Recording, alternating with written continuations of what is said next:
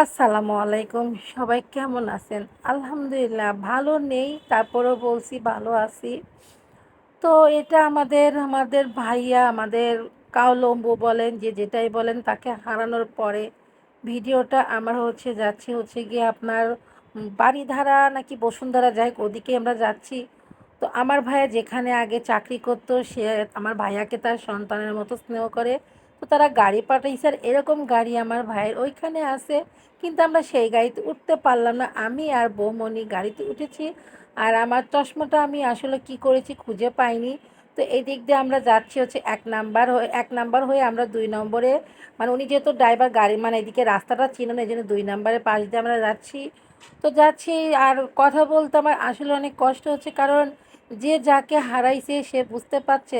আমি আমার ভাইকে হারাইছি, অনেকে ভাইকে হারায়, বোনকে হারায়, বাবাকে হারায়, মাকে হারায়, অনেক অনেক রকমের আত্মীয় স্বজন হারাই। তো আমরা আমাদের কাউলম্বুকে হারিয়ে আসলে অনেক কিছুই এলোমেলো হয়ে গেছে। আর এই ভয় যাওয়াটা বেশ কয়েকদিন আগের, মানে এই ভিডিওটা আর ভয় যাওয়াটা দিতে গেলে হয়তো বা আমি অনেক কিছু এলোমেলো করে ফেলতে পারি, গুছিয়ে ঠিকমতো কথা আমরা নাও বলতে পারি।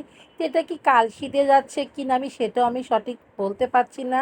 হ্যাঁ, এই যে এই ফ্লাইওভারটা আপনারা অবশ্যই চিনেন, আমি এটা নামও বলতে পারছি না, সব কিছু এলোমেলো হয়ে যাচ্ছে। বাইরের দিকটা আমি একটু আপনাদের সঙ্গে শেয়ার করার চেষ্টা করছি। আমরা ফ্লাইওভার হয়ে যাচ্ছি, আর আমার কেন জন্য খুবই কষ্ট হচ্ছে কথা বলতে। ভাবি তো কোনো কথাই বলছে না। আর ড্রাইভার আমাদের, মানে ড্রাইভার ভাই আমাকে বলছে যে আপু কিছু গান শুনবেন বা আপনারা কিছু খাবেন, কিন্তু আমরা কোনো কথাই বলছি না, আমিও বলছি না, ভাবিও বলছি না। আর আমরা মনে মনে বলছি যে এরকম একটা গাড়ি তোমার ভাইয়েরও ছিল, কিন্তু আমরা আমার ভাইয়ের গাড়িতে আর উঠতে পারবো না। আমার ভাই হঠাৎ করে স্ট্রোক করে 16 তারিখে মারা গেছে। আমি তার অনেক পোস্ট, অনেক ডে, অনেক কিছুই সেরেছি। তো মোটামুটি আমরা চলে আসছি। আর আসলে এদিকে রাস্তাঘাটটা আমি ঠিকমতো বলতেও পারি না, চিনিও না, এই জন্য আর আমি সব কিছু এলোমেলো মানে গুলিয়ে ফেলছি। তো যেহেতু আমরা যে বাসায় যাব তাকে আমি মামা বলি, তো তার বাসার সামনেটা সে এখন হর্ন বাজাচ্ছে। তো ড্রাইভার মামা হর্ন, মানে ড্রাইভার ভাইয়া হর্ন দিচ্ছে, এই যে গেট, তার বাসার সামনে গেট।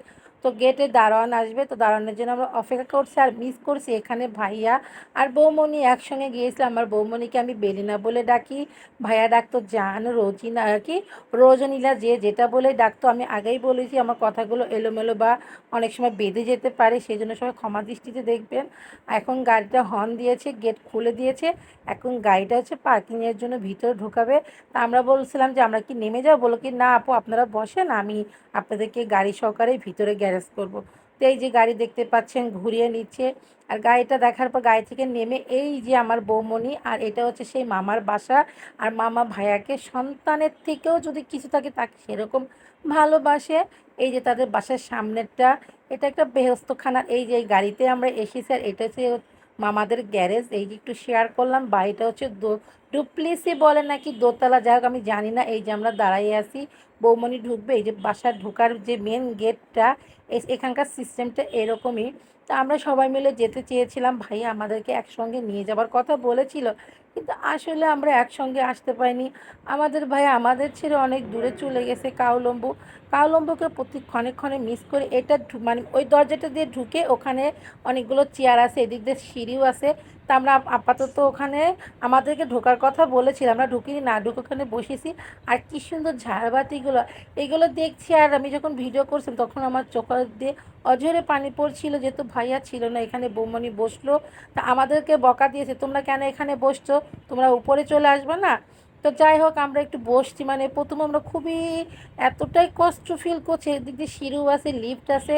তো বৌমনি আমাকে বলছে যে জুলি দেখো ঝাড়বাতিটা। তা আমি বললাম হ্যাঁ। তখন ভাবি বলতেছে আমাকে যে আমাদের বাসায়, মানে মালয়েশিয়াতে এরকম আমরাও ঝাড়বাতি লাগাইতে চাইছিলাম, কিন্তু আল্লাহ তালা আমাদেরকে দিল না। কাউলম্বুকে আল্লাহ তালা জান্নাতে নিয়ে গেল। আর আপনারা সবাই আমার ভাইয়ের জন্য দোয়া করবেন, যাতে আমার ভাইয়ের জান্নাতের বাসী হইতে পারে। সে খুব ভালো মানুষ ছিল। আর সে যেদিন মারা গিয়েছিল, আমাদের নবীজির জন্মদিন প্লাস মৃত্যু দিবস ছিল, এমন একটা ভালো দিনেই মারা গেছে। সে হসপিটাল থেকেই মারা গেছে, সে মাত্র কয়েকটা দিন অসুস্থ ছিল, আমাদের সুযোগ দিইনি। আর এ দেখেন লিফট দোতলা।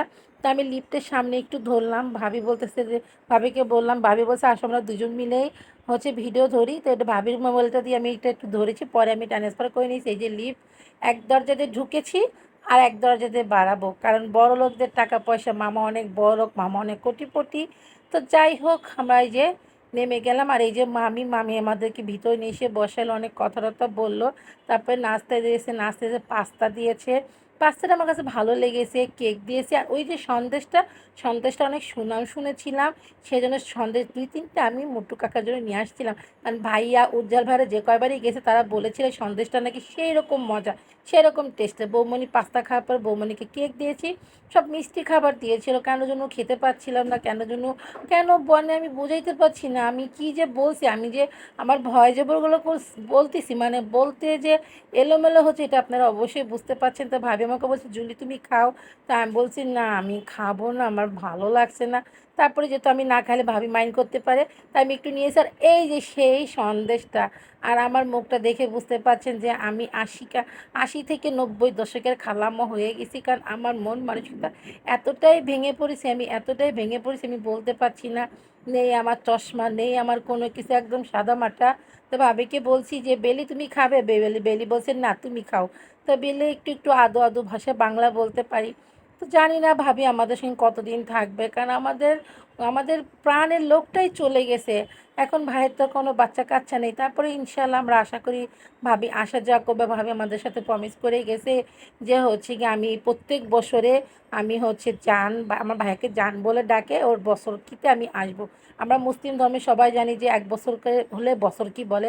আর এখানে কি সুন্দর সুন্দর ঝাড়বাতি, এসি দেখেন, এত রকমের ঝাড়বাতি আর ঝাড়বাতিগুলো দেখে মনে হচ্ছে যদি যদি এখানে আমার ভাইয়া থাকতো খুবই ভালো লাগতো। এটা হচ্ছে গিয়ে ড্রয়িং রুম, মানে এখানে তারা খাবার দাবার মানে খাওয়া দাওয়া করে, দেখছেন সব কিছু এলোমেলো করে ফেলছি। আর আমি গুছিয়ে বলতে পারছি না, যাক আপনাদেরকে যতটুকু পারছি একটু শেয়ার করছি। তাদের ড্রয়িং রুম বলেন, তারপরে ডাইনিং রুম বলেন, এই সবগুলো এখানেই একই সঙ্গে পাশাপাশি, বিশাল বড় রুম। মানে এ মাথা থেকে ও মাথা ফুটবল খেলা যাবে। আর কত রকমের ঝাড়বাতির অভাব নাই।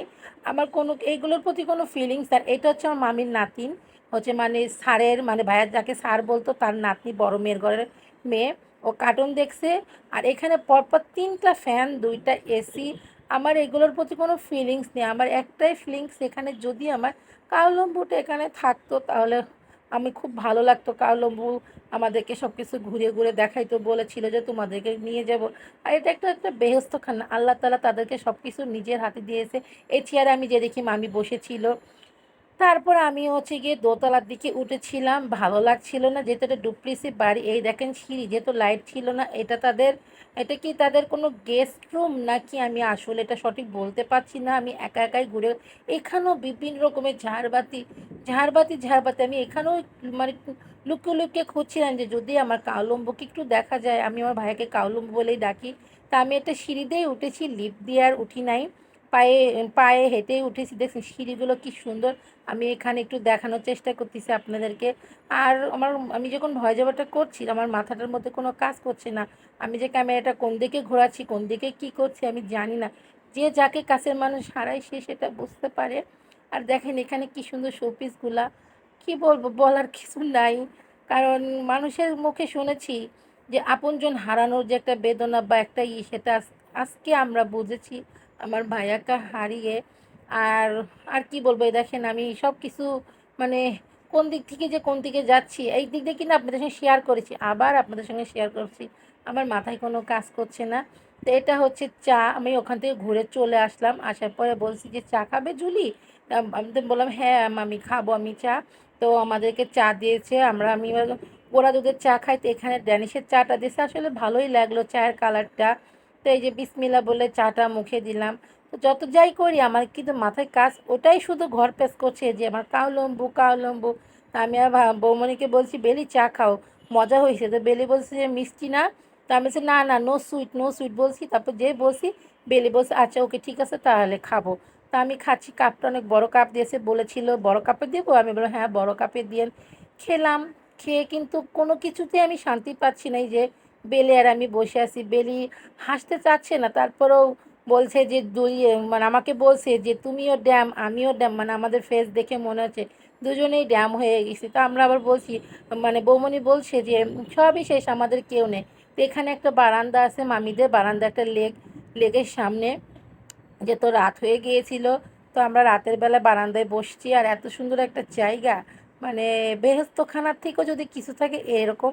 আমার ভাইয়ার বাসাটা নাকি প্রায় কাছাকাছি, মানে এরকম ছিল না, মানে একটু কাছাকাছি ছিল। এখানে একটা দোলনাও ছিল, দেখেন আকাশটা কি সুন্দর, মনে হচ্ছিল যে আমি আমার কাউলম্বকে একটু দেখতে পেলাম। আকাশটা একটা লাল, একটা উজ্জ্বল একটা আলো দেখা গেল আমার কাছে মনে হইল। তো যাই হোক, এখানে আমি দোলনায় বসলাম। দোলনায় বসে বেলি আমাকে বলছে যে জুলি দোলনায় বসবা, তা আমরা হ্যাঁ একটু দোলনায় বসি। এই যে দোলনায় বসে আছি, আর অনেক কিছু ভাবছি কি হচ্ছে না হচ্ছে।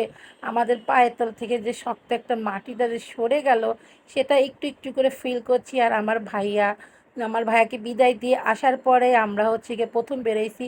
আর আপনারা সবাই হয়তো বা পোস্টে দেখেছেন, অনেকেই জানেন, আমার বন্ধুরা, আমার আপুরা, আন্টিরা, খালাম্মারা সবাই জানেন আমাদের যশোর, মানে আমরা যশোর ঝিঙেদা কুষ্টিয়ার মানুষ।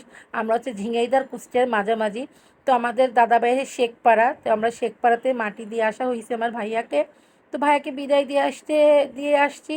তো যাই হোক, ওখান থেকে বেরিয়ে পড়েছি, বেরিয়ে আমরা বাসার উদ্দেশ্যে রওনা দিচ্ছি। তো জানি না ভাইয়াকে ছাড়া আর কতদিন আমাদেরকে একা একা চলতে হবে পথ। তো আমরা চাই যে ভাইয়া আমাদের মাঝে ফিরে আসুক।